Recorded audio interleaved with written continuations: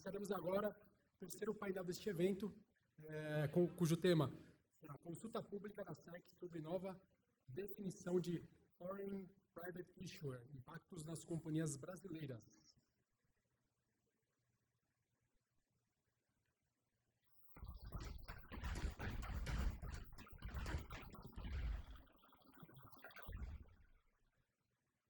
E eu convido aqui para moderar este painel o sócio do Payment Checker, Dr. Carlos Mota, por favor.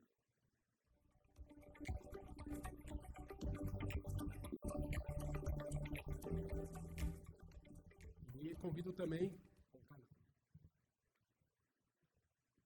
a gerente jurídica de mercado de capitais e M&A da Ambev, doutora Isabela Brandalize.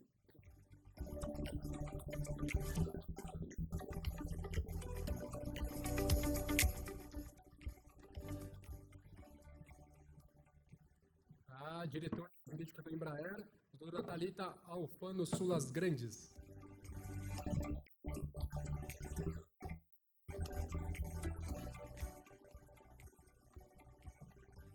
O sócio do Nubank, Dr. Tobias Steinberg.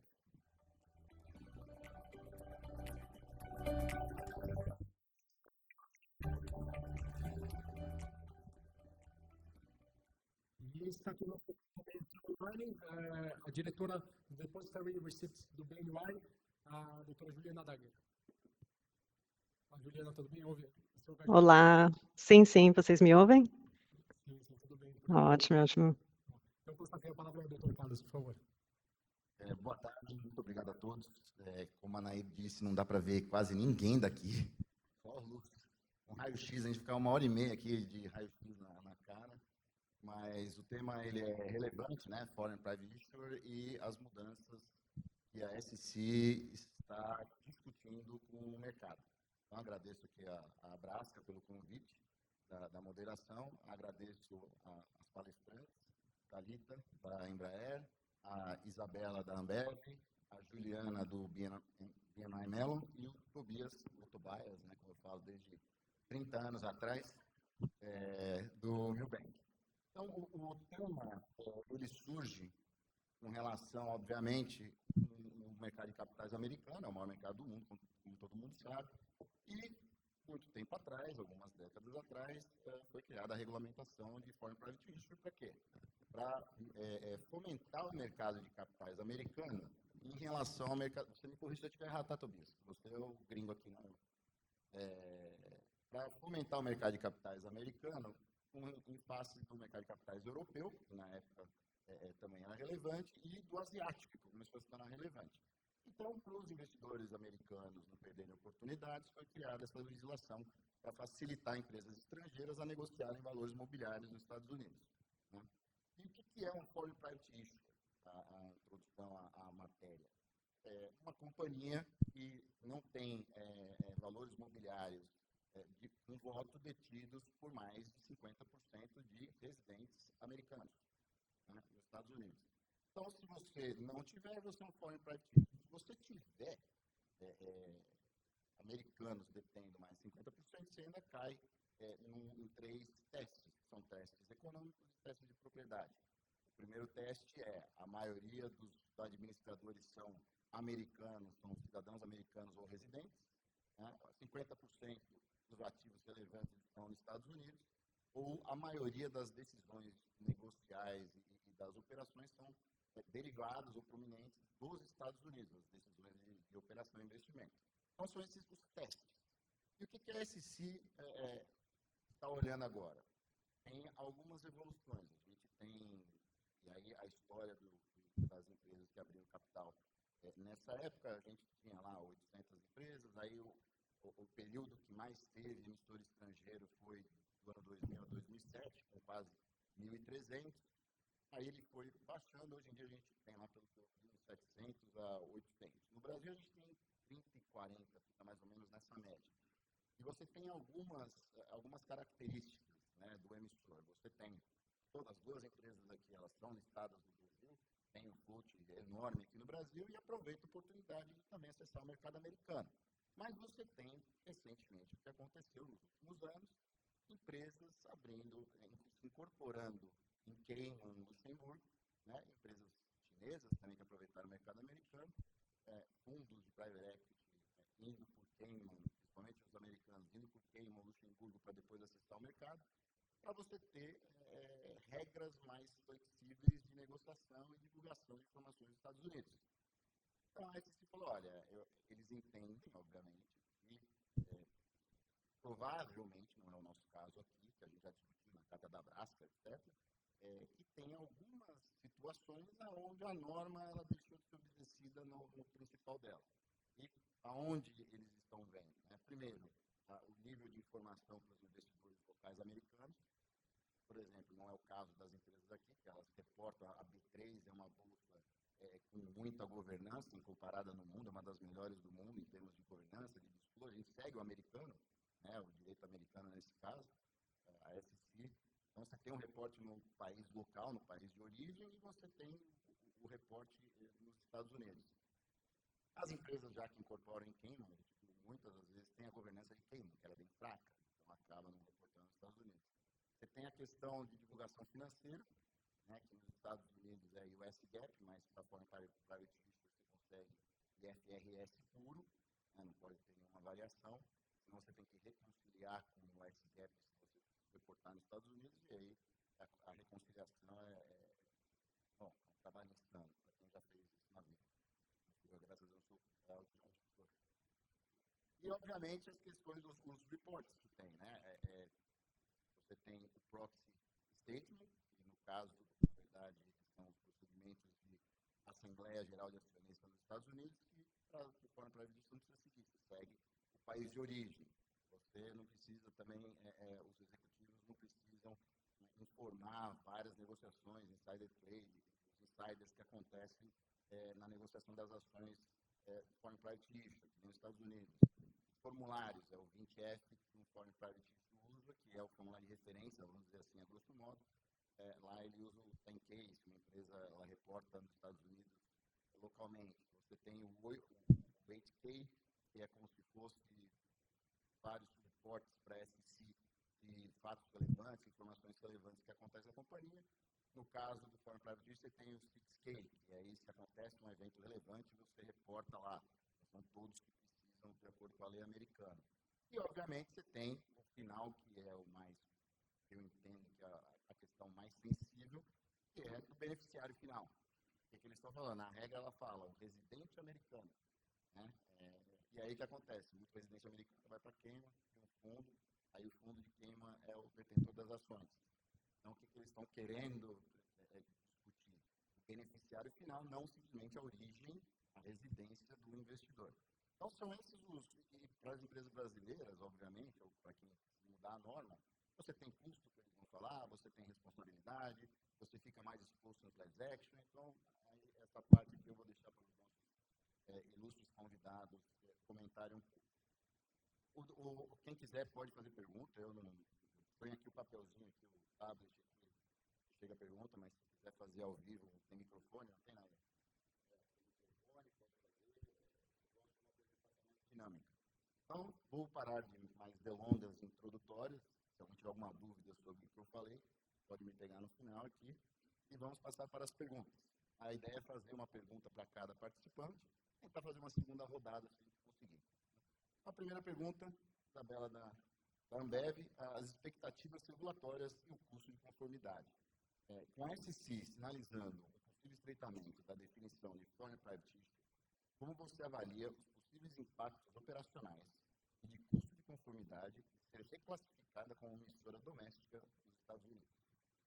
E você acredita que os relatórios baseados em FRS e a supervisão da CVM-B3 já oferecem um nível de transparência e governança que é esse? Vamos lá, então. Primeiro, obrigada, Brasca, pelo convite. Estou muito feliz de estar aqui. Vou começar falando que quando a gente recebeu um mailing falando a SEC abre consulta pública sobre FPI, na hora o coração parou, a gente falou, sério, precisamos disso agora? A gente já tem tanta coisa, tanto relatório para fazer, será que vamos ter que lidar com isso também?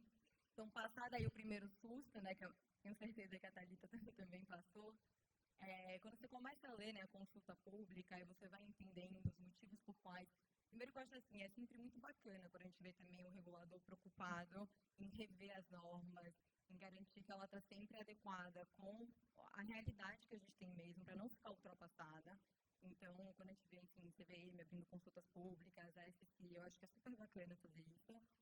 Mas tem que ser feito também com muito cuidado e muito bem feito, né? Então, quando você lê a consulta, você entende todo o lado aí, e foi exatamente o que o Carlos trouxe, né?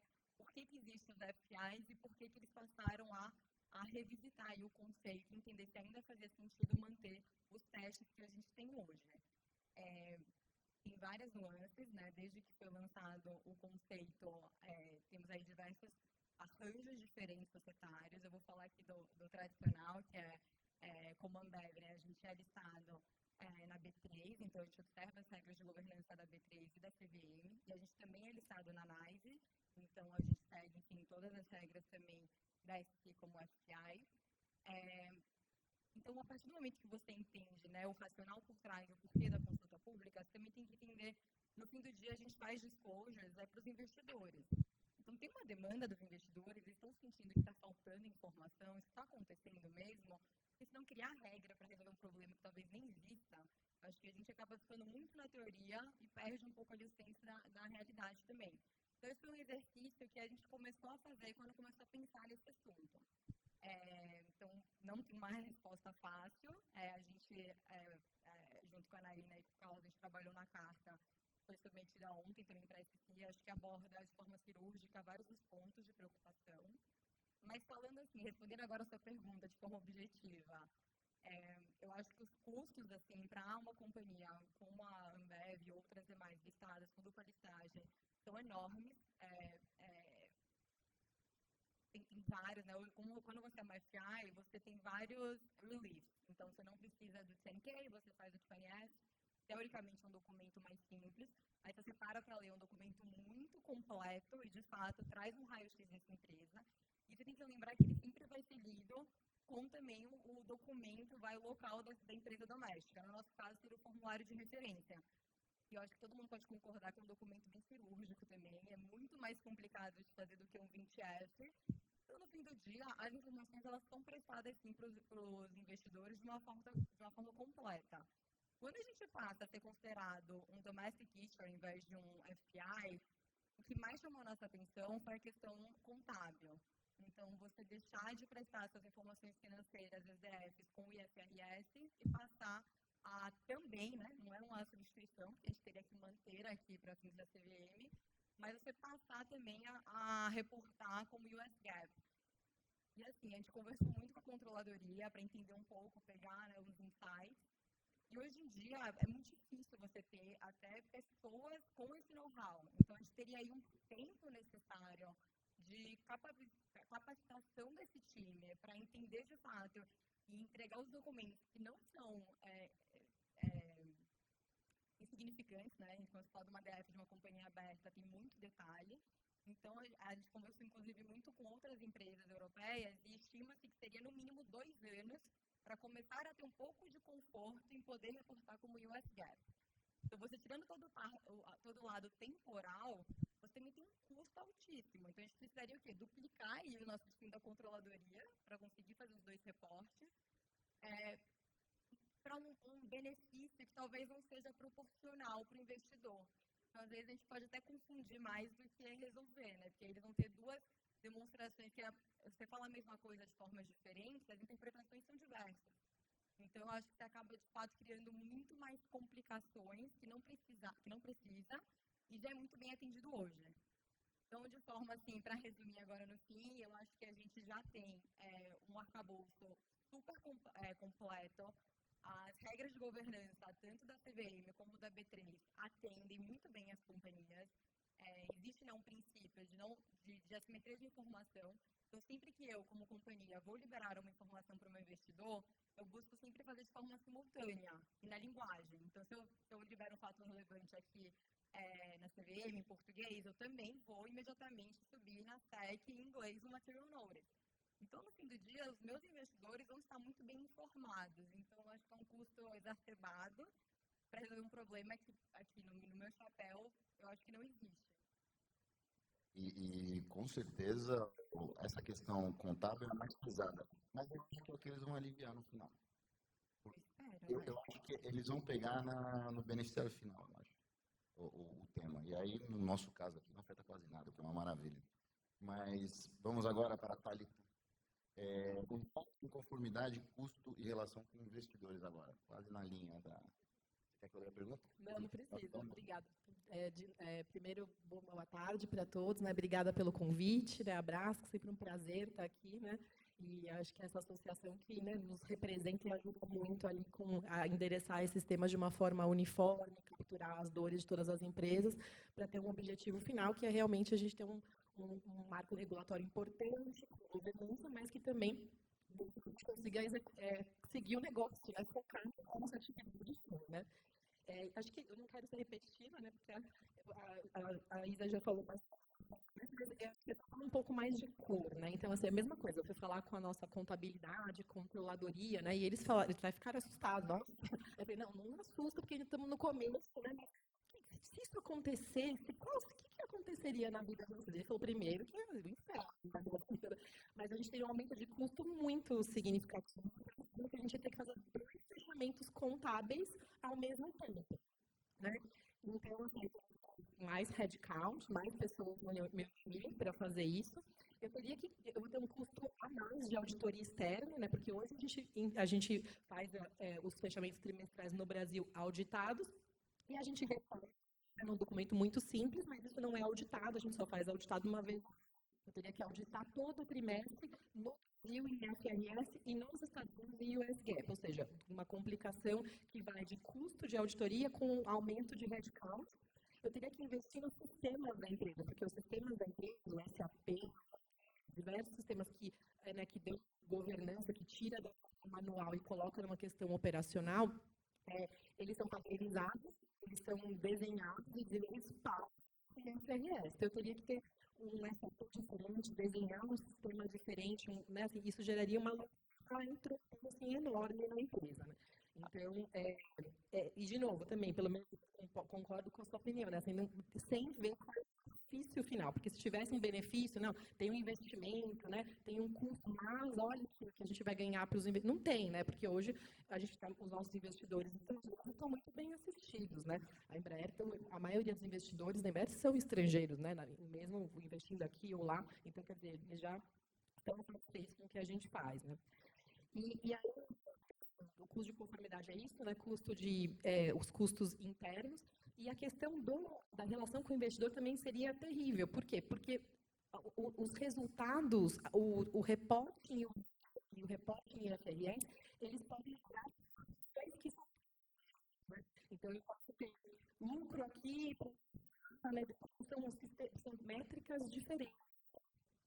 Hoje a gente já concilia pequenas coisas em USG para facilitar assim, informar de vários assuntos para os investidores e já ajuda a muita e é um trabalho manual. Conciliar os dois números é manual. Então, assim, toda vez que a gente transforma coisas em manual, a gente aumenta o nosso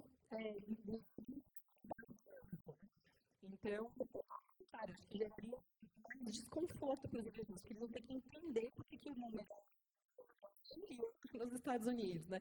Então, porque as métricas, os princípios, eles são totalmente diferentes. Então, realmente, é uma coisa que a gente tem que lutar muito para que não aconteça. Que, se acontecer, a gente consiga ter exceções para empresas que já passam por um marco regulatório super arrojado aqui no Brasil, né? A Thalita falou que são princípios diferentes. Eu até estava estudando, obviamente você sabe que eu não sou auditor, mas fazendo aqui durante algum tempo aí, a gente entende um pouco das métricas, mas eu estava estudando um pouco mais a fundo e o SGAP, ele é prescritivo e o IFRS, ele é principológico. Esses são os termos. Muito bem. Juliana, tudo bem? Oi, tudo bem, Carlos? Tudo bem? Você quer que eu leia toda a pergunta ou só o capítulo? Pode ser só o capítulo. São os critérios de negociação e acesso ao mercado. Isso, obrigada. Bom, primeiramente, obrigada, Brasca, também pelo convite. Infelizmente, não pude aí estar pessoalmente, mas que bom que hoje a tecnologia viabiliza esse tipo de encontro virtual. Bom, Carlos, respondendo a sua pergunta, a SEC, né, uma das questões que a SEC levantou seria, talvez, obrigar que as empresas tivessem algum percentual de negociação em algum mercado local, fora os Estados Unidos. Então, acho que em linha com o que você falou no início, ah, existe realmente um fenômeno que aconteceu nos últimos anos, que não é só relacionado à China ou ao Brasil, aconteceu no mundo todo, em que muitas empresas passaram a incorporar uma holding company em Cayman, por exemplo, e listaram só nos Estados Unidos, né? Então, nós temos dois cenários Ambev e Embraer, de empresas listadas no Brasil, que têm a listagem nos Estados Unidos através de ADRs, que é o que a gente chama de o dual listing tradicional, né? Dupla listagem tradicional, e esse fenômeno que aconteceu no mundo, né? Foram empresas em vários mercados no mundo, onde as empresas incorporaram uma holding company e listaram somente nos Estados Unidos. Então, assim, esse critério, se realmente for adiante, ele vai ser de grande impacto, mas para essas empresas, né, que hoje só listaram nos Estados Unidos. Interessante que a maioria dos comentários recebidos pela SEC não concorda com os limites de volume como critério. Muitos comentários indicam que isso como um indicador fraco para determinar onde a regulamentação é forte ou não. Então, assim, claramente há opiniões divergentes, né, sobre privilegiar algumas bolsas e não outras, e sobre os obstáculos administrativos que a SEC teria que implementar para poder supervisionar isso, né? Por exemplo, replicar um modelo de JDS nos Estados Unidos, que os Estados Unidos têm com o Canadá, não é uma tarefa simples, né? Então, vamos supor aqui, para o Brasil, realmente a B3, a CVM, tem um ambiente regulatório bem forte, né, um dos melhores no mundo, talvez para um país como o Brasil seja menos difícil do que outras jurisdições, mas mesmo assim não é uma tarefa simples. E também há alguma preocupação, né, em escolher alguns países em detrimento de outros, que pode gerar uma arbitragem regulatória por parte dos emissores, ou seja, eles deixam de incorporar em Cayman e passam a incorporar em outro mercado, etc. Então, algumas sugestões que as diferentes partes ofereceram é que, de repente, não mudar isso, mas trazer um pouco aprimorar o modelo de divulgação de FPIs e aproximar um pouco mais do que é feito pelas empresas americanas, né? Por exemplo, o exemplo que você deu do 6K e do 8K. Né? De repente, encontrar algum middle ground ali que mostre para o mercado americano uma melhora ou uma aproximação ao que é feito pelas empresas americanas sem gerar uma mudança radical, né, para dar um certo conforto para o mercado. Agora, um ponto importante, né, para destacar também é que a SEC quer manter a competitividade dos Estados Unidos, né, e continuar atraindo empresas estrangeiras. Então, a nossa percepção é que essas alterações, ou uma possível alteração que venha a ocorrer, de forma alguma tem o objetivo de limitar a competitividade dos Estados Unidos como mercado das empresas estrangeiras acessarem os investidores, né? Então, assim, como o BNY, como depositário e custodiante, nós estamos acompanhando esses desenvolvimentos de perto, não só da perspectiva de depositário, com relação à empresa emissora, mas também dos investidores. Né? Ah, e, assim, uma mudança significativa no regime poderia desencadear uma onda de delistagens que seria muito negativo para os investidores. Né? Então, é uma preocupação enorme, não só das bolsas americanas, que obviamente têm um interesse, né, próprio em manter o sistema de FPI, mas também do Securities Trading Association, que representa muito dos investidores. Né? A exposição às ações ordinárias estrangeiras e os ADRs é muito significativa. Então, por exemplo, para a posição do BNY, em julho, nós tínhamos 460 bilhões de dólares investidos em ações ordinárias estrangeiras, ou seja, empresas que vieram direto para os Estados Unidos sem uma listagem local, e 240 bilhões em ADRs listados nos Estados Unidos. Isso sem contar as ações negociadas no mercado de balcão. Isso é só o BNY. Então, a exposição é muito grande, muito significativa. Então, a SEC, com certeza, né, deve considerar isso, porque qualquer mudança que, de repente, venha a criar um ambiente, né, um cenário de delistings, teria impacto nos investidores, que justamente é o grupo que a SEC está querendo proteger, né? Então, assim, na nossa visão, né, a mudança desse percentual de trading local, ela afetaria mais as empresas que vieram para cá direto, ah, e vamos supor que a SEC implemente uma mudança assim. A gente vê mesmo assim um cenário de back to the future, né, onde as empresas, talvez até a simples intenção da SEC em potencialmente mudar uma regra pode fazer com que as empresas deixem de buscar esse cenário de Cayman e listagem direta aqui nos Estados Unidos e voltem a listar na B3 e vir para os Estados Unidos através do ADR, né, a dupla listagem tradicional, que não é necessariamente um cenário negativo, né? A empresa vai acessar o mercado brasileiro e acessar o americano através do ADR, ou seja, atinge os objetivos da mesma forma. Então, esse é o nosso ponto, assim, eu acho que nós somos neutros, o BNY, né, mas estamos acompanhando bem de perto, não só pelas empresas emissoras, mas também pelos investidores. Uma pergunta importante, 460 bilhões Uhum. investidos em foreign private issuers só na Bolsa. Você tem noção quantos não estão listados no país de origem? Volume? Sim, não, 460 bilhões é o que não estão listados no país de origem, e 240 bilhões são as empresas que estão listadas em dois, né, no país de origem e nos Estados Unidos. Uhum. William, obrigado. No começo eu também não falei, mas a SEC soltou esse concept release, que eles chamam, né, essa consulta pública. Aí também não é uma coisa rápida. Acabamos de responder lá, a Brasca se manifestou.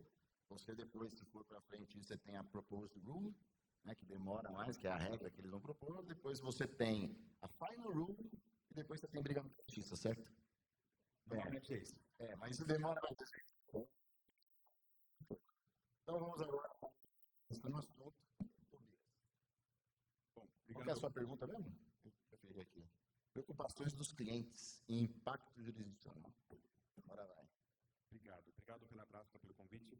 É a minha primeira vez aqui, estou realmente impressionante com o número de pessoas aqui, o grupo grande, muito qualificado e um evento muito bem organizado. Obrigado pelo convite e pela participação.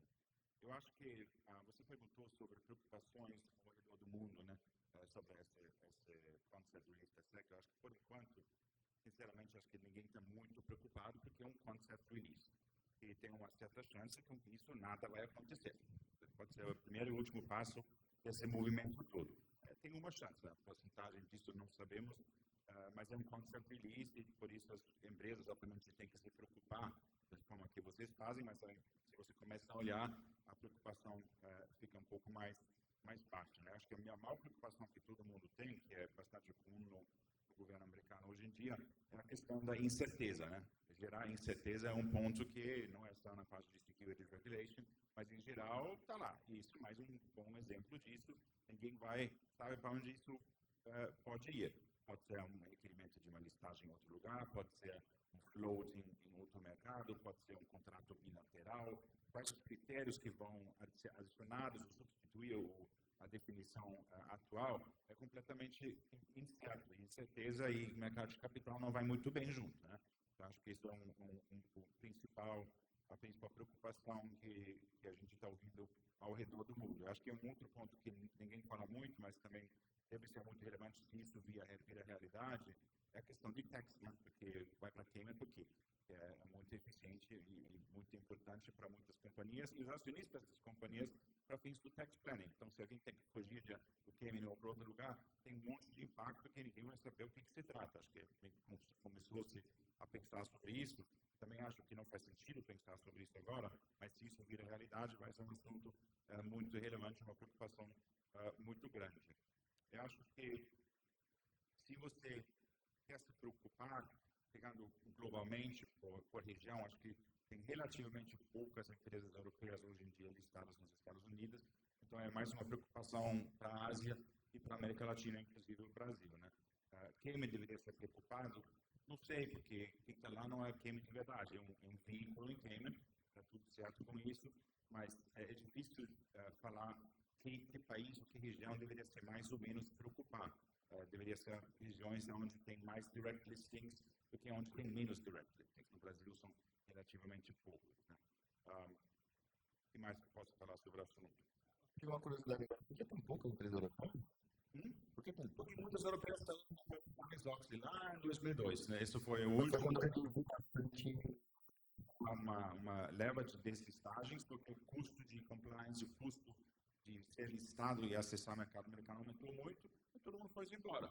O custo não só de compliance, de auditoria, mas custo de litigation, custo de vários pontos. Então, muitas europeias foram-se embora. E certamente a New York Stock Exchange não vai querer que isso se repita, nem a nossa amiga Juliana. Essa questão do custo-benefício é importante, porque se o custo sobe muito, as empresas simplesmente vão embora. E o London Stock Exchange está lá, né? Ele está esperando, está fraco, não está performando, o New York Stock Exchange está ganhando todas, mas certamente se isso vai nessa direção, o London Stock Exchange vai ser um beneficiante disso. Então, as preocupações acho que são de leve por enquanto, mas claro que tem que passar pelo trabalho de analisar os possíveis impactos, que é difícil porque o concept release, como você bem falou, ele joga ideias, umas 5 ou 6 ideias completamente distintas e não se sabe para onde isso vai. Aí nos comment letters vem um monte de alternativas. Não, não faz assim, faz assado. Então tem uma grande variedade. Acho que no fundo, se a SEC vai fazer um proposal release, que de novo pode se comentar sobre ele, ela vai ouvir. Ela normalmente tem ouvido. Hoje em dia não sabe ser mais nada, mas normalmente ela ouve o que o mercado fala e endereça esse tipo de ponto e endereça de forma pragmática. E também a SEC tem um ponto de custo-benefício. Ela no proposal release tem que propor uma regra que tem um custo-benefício para o mercado e para o que está sendo regulado no mercado de capitais. E isso vai ser interessante, como nós vamos explicar o que for, se eles vão propor, se quando propor. Agora, esse português não sei se está certo, mas a mensagem foi essa. E agora, com 2 perguntas para você. Como advogado, você pode falar. Qual que se passar, qual que eles vão focar? Porque não o beneficiário do voto. Eu acho que é difícil falar isso. Eu concordo com você que é um dos favoritos, mas ao mesmo tempo um dos mais difíceis de fazer o tracking. Porque muitas companhias corporations, que nem a Embraer, eles nem sabem onde está o último benefício. Como a companhia vai saber se ela é não um FPI? Porque tem tantos níveis de holdings entre um e outro. Eu não sei se você, Thalita, ou você, Isabela, sabe quantos dos seus detentores finais são americanos. Você sabe? Eu não sei, acho que você não sabe. Americanos, a gente tem estrangeiros e nacionais, mas é isso, né? Isso, exatamente. Não é ajuda. Não é exatamente simples. Eu queria acreditar que eles vão ser razoáveis e focar em coisas como, essa companhia está listada em outro lugar, ou voluntariamente se faz sujeito a regras brasileiras. As companhias de Cayman, por exemplo, a Stoneco pode falar, eu voluntariamente vou fazer coisas da B3 para fugir dessa regulação nova e ficar onde eu estou. Então, tem uma série de coisas bastante específicas que podem endereçar o objetivo da SEC, sem ser uma coisa que aqui, nessa regra, parece que pode ser uma coisa que tem muito efeito colateral, né, que não é desejado e não é totalmente desnecessário em termos de custo-benefício. E a questão de fundos de private equity americanos que incorporam em tema para depois investir em FPI. Esse é outro issue, né? Porque o cara está nos Estados Unidos. É um outro issue, e eles, assim, a gente fala como a gente vê os Estados Unidos contra o mundo, né? Mas quem deveria se preocupar com os próprios Estados Unidos também, né? Aqueles fundos, o New York Stock Exchange e tudo mais. Então, could be a shot in the own foot, né? No fundo. Eu acho que, de novo, esse governo tem colocado coisas para discutir, só para discutir. De novo, pode ser que nada nunca aconteça. E certamente, enquanto tem o shutdown acontecendo, nada vai acontecendo. Como o shutdown está de um bom tempo, né? Como é shutdown em português? Government shutdown. Shutdown. O fechamento do governo. É que o governo americano fez shutdown. Yeah. Não o chatão.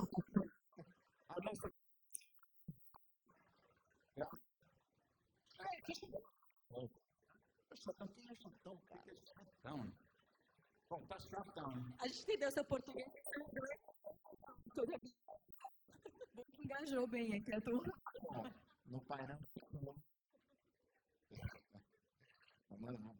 Porque os próprios Estados Unidos devem ser preocupados também. Agora a gente vai testar a arma nuclear. Pois é, tá uma maravilha o mundo. Mas vamos para menos chutão. Eu vou pular a pergunta 2, porque você já respondeu a sua pergunta 2. E e eficácia regulatória. Então, assim, no caso de vocês, não mudaria muita coisa. A Thalita falou também, não vai ter nenhum benefício informacional a mais para o investidor. Até a Juliana falou um caso interessante. Uma outra informação, um 6K aqui mais parecido com o 8K ainda vai. Mas não faz muito sentido. É material, né, essa diferença. Não vai dar um milhão a mais, 1 milhão a menos. Então, assim, o papel dos FPIs bem regulados no mercado norte-americano em evolução. Você. Para mim? À luz da reavaliação da SEC sobre o regime de FPIs, como você enxerga o papel de emissores estrangeiros bem regulados na contribuição para a profundidade e diversidade dos mercados de capitais nos Estados Unidos? Você acredita que há espaço para uma discussão mais detalhada dos diferentes emissores? Tá bom, agora eu lembrei da pergunta. Acho que o Tobias até acabou falando um pouco disso. Eu acho que por que uma empresa, né, vai para a NYSE, vai para a NASA, por que vai para os Estados Unidos, né? É porque, de fato, é um mercado de capitais muito maduro, muito forte, tem investidores, tem liquidez, tem investidores robustos, tradando em dólar. Então, a grande força desse mercado está justamente nessa de atores. Então, você ter os FPIs bem regulados é fundamental para esse motor funcionar. Quando a gente fala aí do tiro sair pela culatra, é justamente isso. Assim, eu entendo a intenção por trás do SEC, mas você pode acabar fazendo com que esses FPIs bem regulados vão para uma outra bolsa, que isso provavelmente vai acontecer, ou decida, não, vou ficar só aqui no meu mercado doméstico, porque o custo-benefício não compensa mais quando eu coloco na balança. Então, assim, sem dúvida, eu acho que a gente tem que justamente procurar entender qual que seria a fórmula para ter a preocupação é válida. Por isso, quando a gente começa a ler a concept release, você fala que faz sentido assim, o que eles estão falando. Tem ali uma base que você consegue entender de onde que vem essa dor. Mas a forma, assim, de sair atirando para todos os lados, o que vocês pensam, vamos mudar tudo, mudar o teste, eu acho que é aí que você começa a ter aquelas unintended consequences, que é justamente o que a gente tenta evitar. Então, no fim do dia, eu acho que para um mercado ser maduro, bem regulado, forte, você precisa de FPIs bem estruturadas. Eu vou até pular. Vou fazer a pergunta para você em seguida, mas vou até chamar vocês três participarem. Você tiver na regra, um afunilamento para definir exatamente como empresas, como vocês duas, né, que vocês têm os reportes, vocês têm investidor que já conhece a empresa há décadas, né, não vai fazer a menor diferença. Mas se ela apertar a regra e diminuir os foreign private issues, aqueles que não têm negociação no país de origem e acesso ao mercado americano, o problema lá que eles estão vendo agora, você acha que melhora o float para vocês como empresa estrangeira? Se esses outros FPIs que não têm esses reportes forem afetados? Eu acho que para a empresa é ótimo, mas para a empresa não necessariamente a gente vai focar o investimento deles é focado em mais de cada um, né? Qual é o setor, né? Eu não acho que é uma coisa natural, né? Vai ter menos, eles vão pegar dinheiro por causa de quem ficou. Mas eu acho que não necessariamente cada empreendedor tem risco, tem o seu objetivo, tem o retorno. A Embraer tem um retorno de longo prazo, né? Então, a gente até fala que a gente quer um investidor que quer apostar em todo período, entregar grandes dividendos ou retorno de curto prazo. Nós somos aqui mais dar um preço de nos últimos 4 anos. Então, depende muito do perfil do investidor. Juliana, você tem algum comentário? Não, eu concordo com a Thalita e com a Isabela.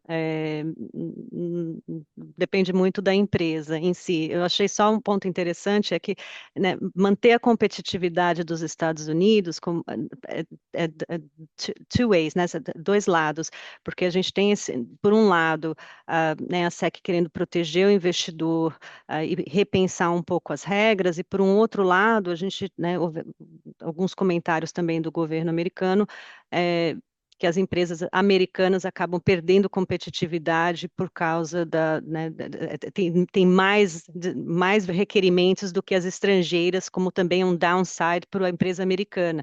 Então, assim, um equilíbrio ali pode vir dos dois lados, não só de uma mudança para foreign private issuers, mas também alguma mudança potencialmente para a empresa americana. Só isso que me ocorreu nesse comentário que você levantou, mas eu concordo com a Thalita e com a Isabela.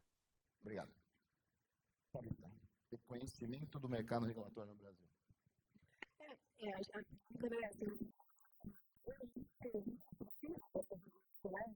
Os investidores não. E bom, todo mundo aqui, né, conhece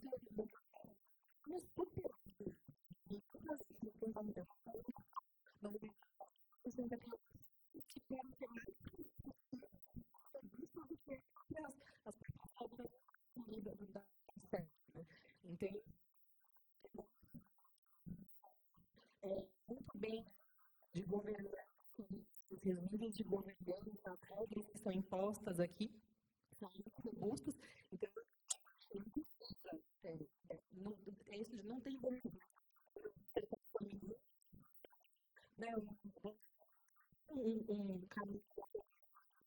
um cenário para pegar uma coisa muito para pegar, né? Então, e eu acho que, além disso, deveria esse papel de traduzir, então, mostrar o quão robusto nós somos, né? Porque aqui nós temos regras comuns, levar a voz explicar que porque aqui eu estou te dando a formação necessária com toda a nossa cabeça de que o estrangeiro vai conseguir ter a informação que precisa, né? Vai conseguir o que se espera, né? E uma última coisa que a gente por uma mudança complexa.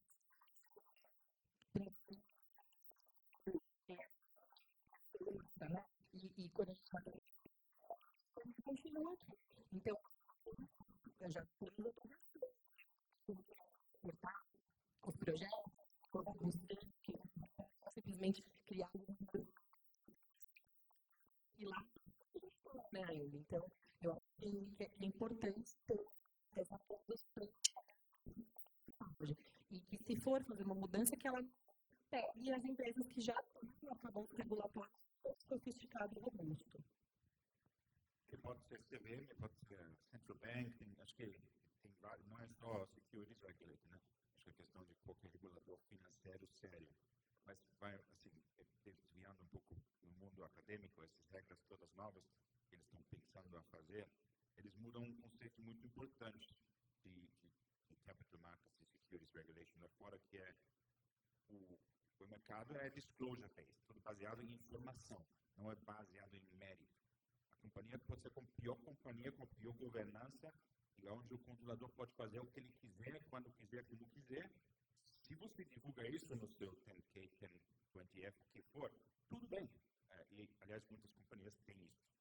Está escrito lá e as ações estão lá tradeando. Então, a questão de uma vez que você divulga, no Brasil é igual, um pouco menos, mas uma vez que você divulga, você basicamente faz o que você bem quiser. porque isso é divulgado.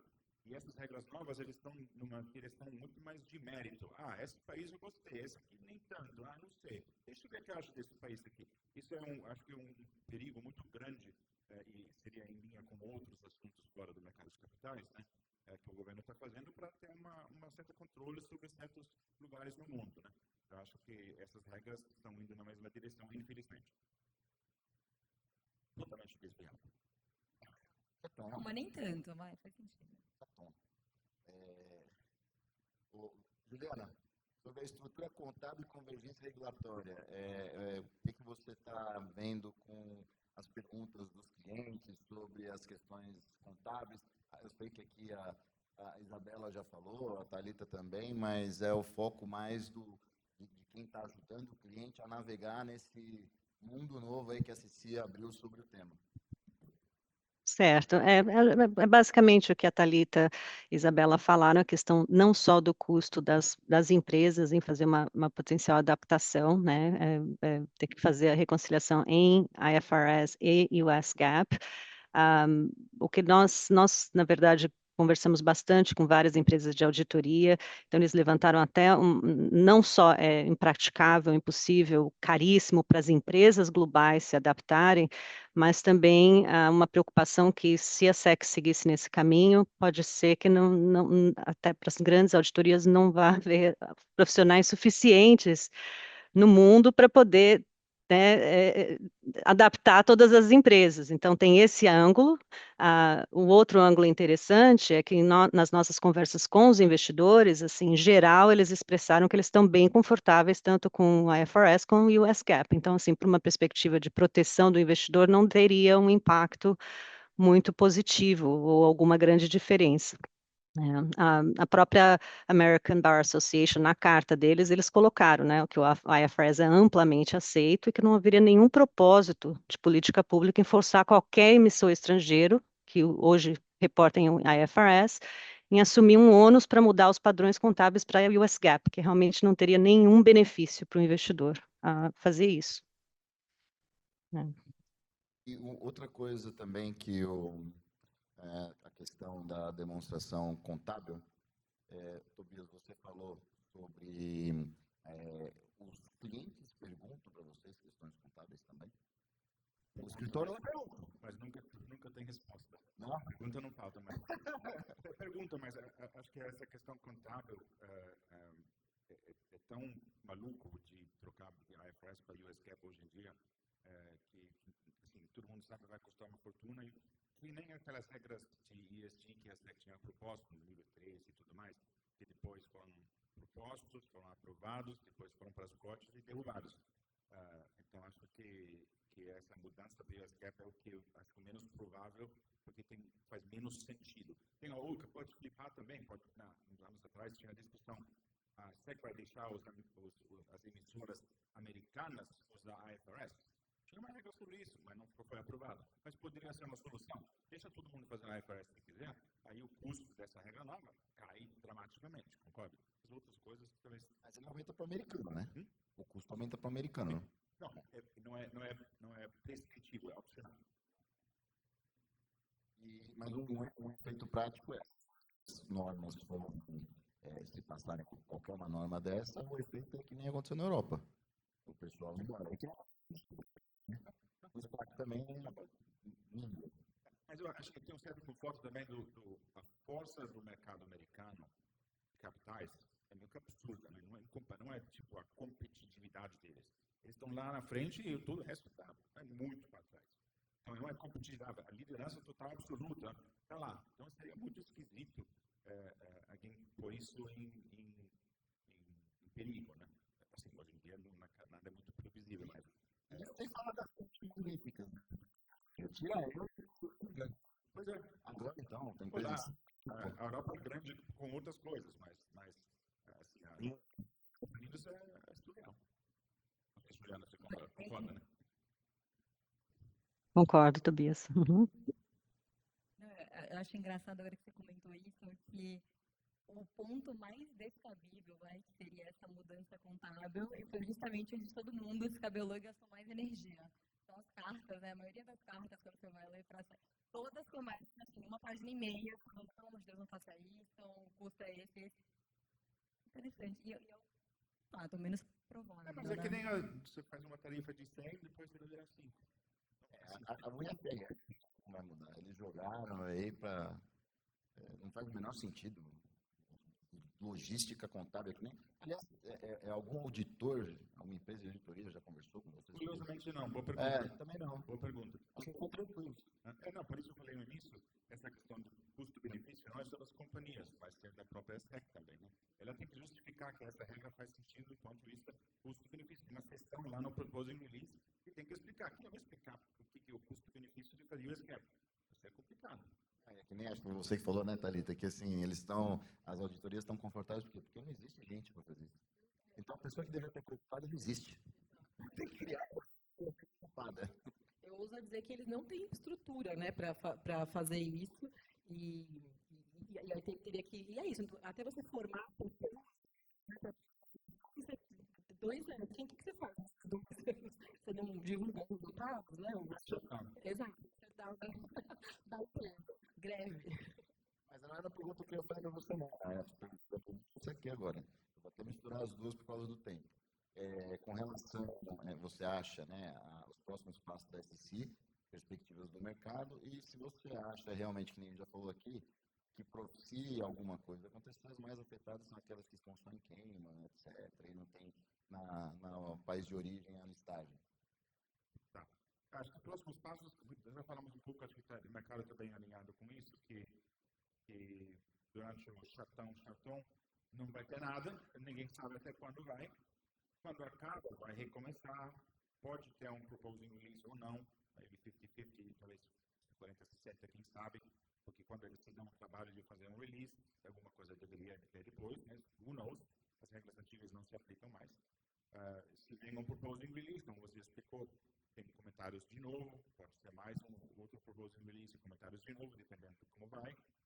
E depois vem um final release, que também pode depois, nas cortes, nos estados, em outros lugares, para ser contestado. Então, eu acho um caminho muito longo. Se tiver caminho, ele é um caminho muito, muito longo. Isso em termos de próximos passos. Que é uma certa incerteza. Faça eu falar, não se preocupa, don't do anything, não faça nada por enquanto, e depois vem a regra e você fica pego de surpresa. Tem que, de alguma forma, estar preparada, né? Agora, se as companhias só listadas nos Estados Unidos deveriam ser mais impactadas do que as Embraers e Ambev da vida, certamente, acho que por isso é o foco principal, se você olha o racional do Concept Release. A resposta é sim, mas acho que mesmo assim, esse grupo de companhias com uma listagem nos Estados Unidos só, não é só um grupo de empresas, tem vários subgrupos lá, alguns são perfeitamente regulados, pega os brasileiros, a XP, a StoneCo, a Nubank, esses caras têm regulação da Central Bank até não poder mais, então essa ideia de regulação aplica para eles também, se o governo quer ouvir esse tipo de argumento. Agora, quem não tem nada em lugar nenhum, mesmo assim, uma vez que fala no 20F que não tem nenhuma regulação de governança, ele pode fazer o que bem quiser, deve ser o quê? Pela regra antiga. Mas a preocupação, relativamente falando, deveria claramente ser maior com as companhias que não têm uma listagem de verdade no mercado local. Vou abrir aqui, então, para considerações finais. Depois eu tenho 2 perguntas aqui. Quem quiser fazer pergunta também pode fazer. Mas, Isabela, tem alguma consideração final? Tipo, vou aguardar, esperar 2027? Vou acompanhar aí os mailings, ansiosa. Não, eu acho que foi muito bacana a gente ter esse momento aqui de discussão. Acho que a Abrasca, enfim, também abriu aí um grupo para a gente discutir com as outras empresas. Foi muito rico, né? A gente não costuma falar tanto, né, sobre a SEC, enfim, a regulação lá fora.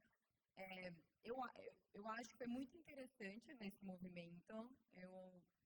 A gente vai, às vezes vai no dia a dia, né, ali só apagando incêndio, a gente não para para pensar por que as coisas existem, porque elas são como são.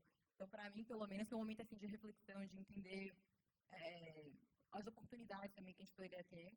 Eu espero que não vá para frente, eu espero que, enfim, a gente pare por aí, a gente pare nessa reflexão, porque no fim do dia, a gente aqui, que é dupla listagem, a gente já tem muitas obrigações. Eu acho que elas são muito boas. Eu acho que os nossos investidores, eles estão muito bem assistidos.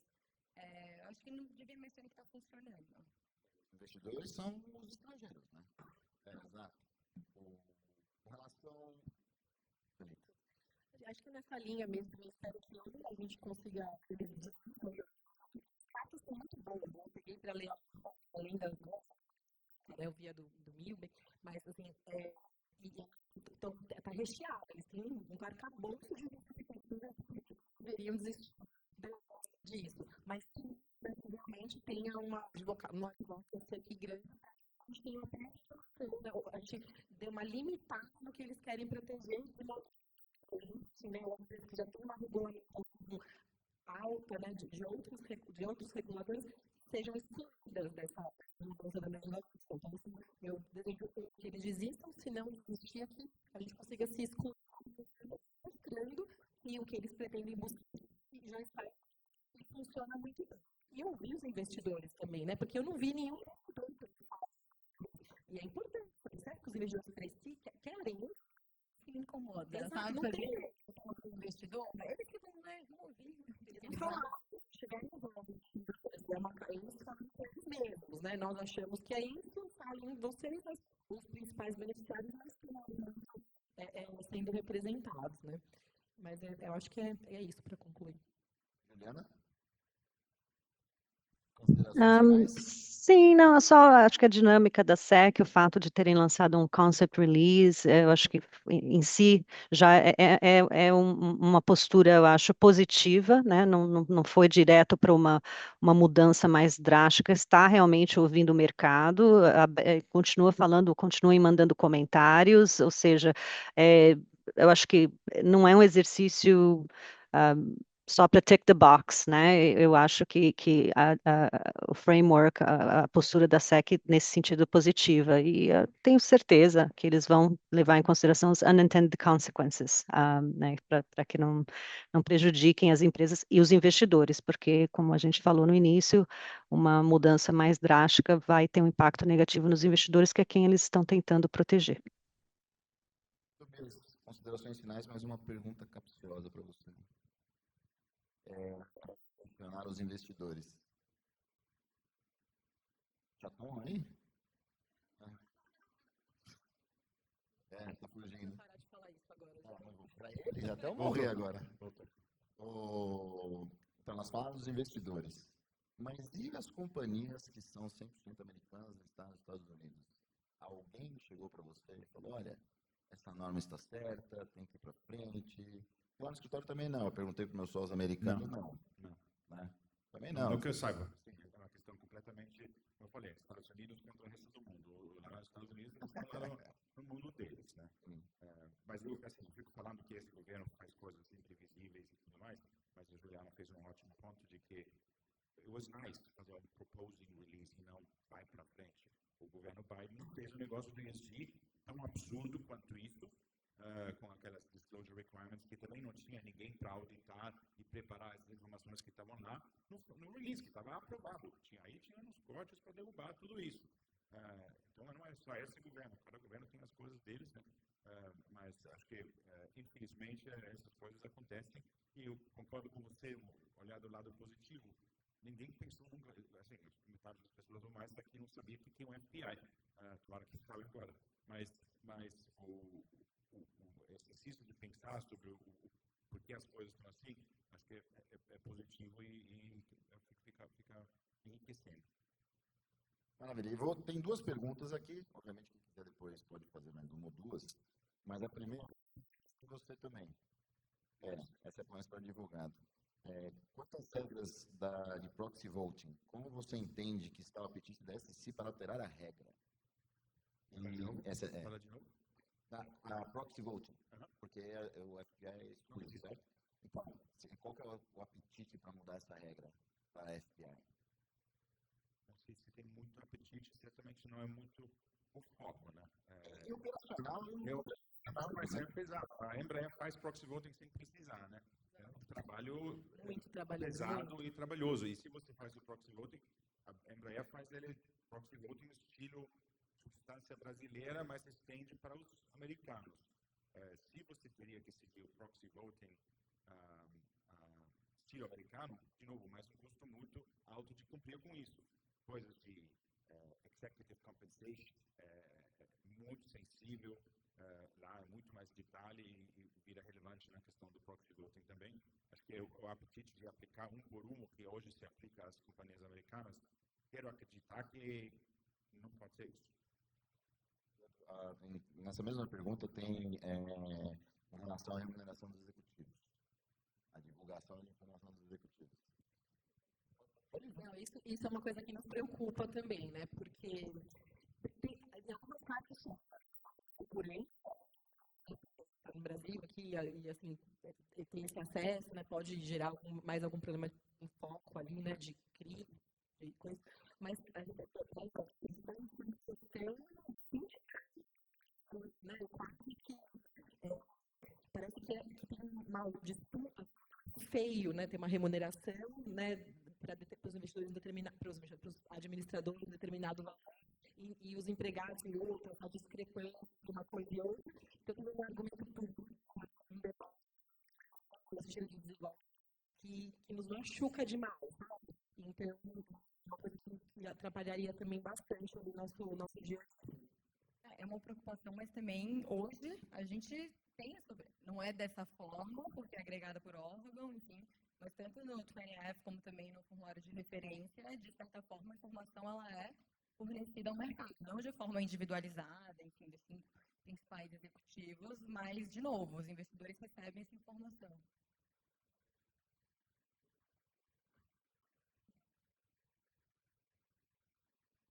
Eu acho que se você aplicar o Compensation Disclosure dos Estados Unidos direto, é ainda mais pesado que tem hoje no Brasil, porque lá não tem só o MD&A, o Management Discussion and Analysis, que tem 5, né, formulado, tem o CDNA, o Compensation Discussion and Analysis.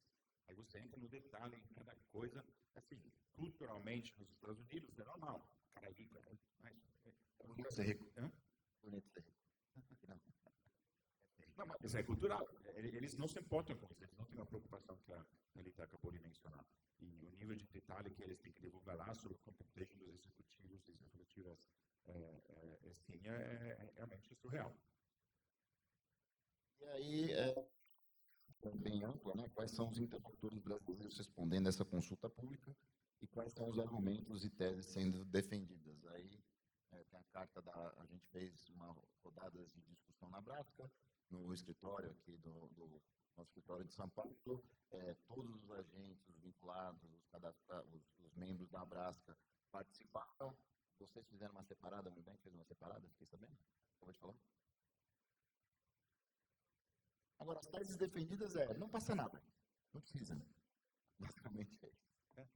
A gente fez para umas companhias que tem sendo listas sem mencioná-las, mas a preocupação...